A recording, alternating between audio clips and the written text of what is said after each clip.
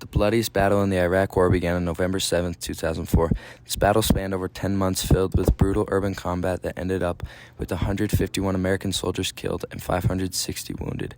To understand why this happened, we first need to take a step back and look at why the Iraq War started and why we were there in the first place.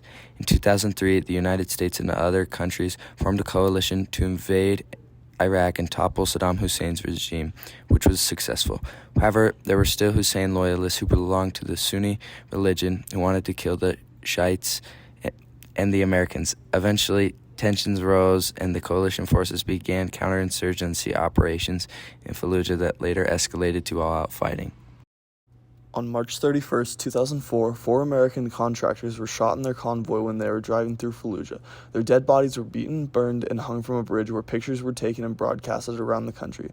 This made President Bush angry to the point where he ordered counterinsurgency raids against the protests of the Marines.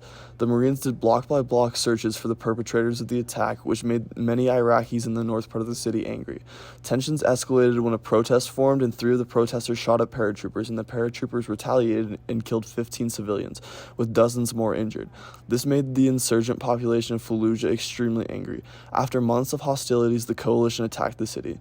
The invasion lasted for several months, consisting of ground troops calling in close air support to take out buildings full of insurgents. There was lots of street-to-street fighting. The Marines hadn't seen this scale of urban combat since the Battle of Hue City during the Vietnam War.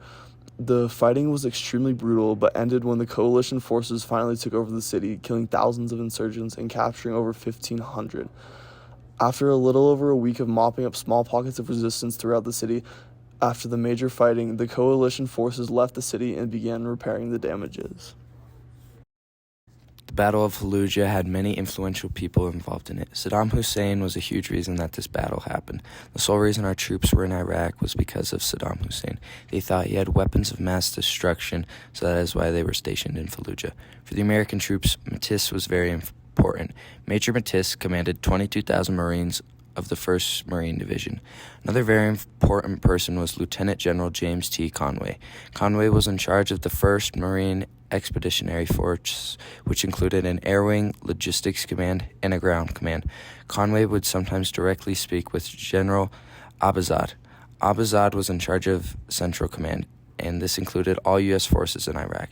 He also spoke directly to President George Bush. George Bush was the president at the time, who ordered and oversaw the Battle of Fallujah. A short-term outcome of the Battle of Fallujah was that it was a big step in ending the Iraq War. This was the biggest and deadliest battle of the Iraq War, where 151 Americans were killed compared to the thousands of Iraqis who were killed. A long-term outcome of the war was that Fallujah is still being rebuilt today. Ruth Sherlock, in an interview with Sarhan al-Asawi, who was an ex-prime minister and finance minister of Iraq, Sherlock states that al-Asawi is putting more than $27 million of his own money into rebuilding the city. Although it is still being rebuilt, a lot of work has been done to make this place go back to normal. Sherlock goes to a schoolyard in Fallujah for her interview, and she states, "So you can hear the children playing in the courtyard of the school, Al-Khalij School. And back in 2003, this was a key place in the war in Iraq." In conclusion, the Battle of Fallujah was a pivotal point in the Iraq War. Although it was a successful operation, it's still regarded as one of the deadliest battles in recent United States history.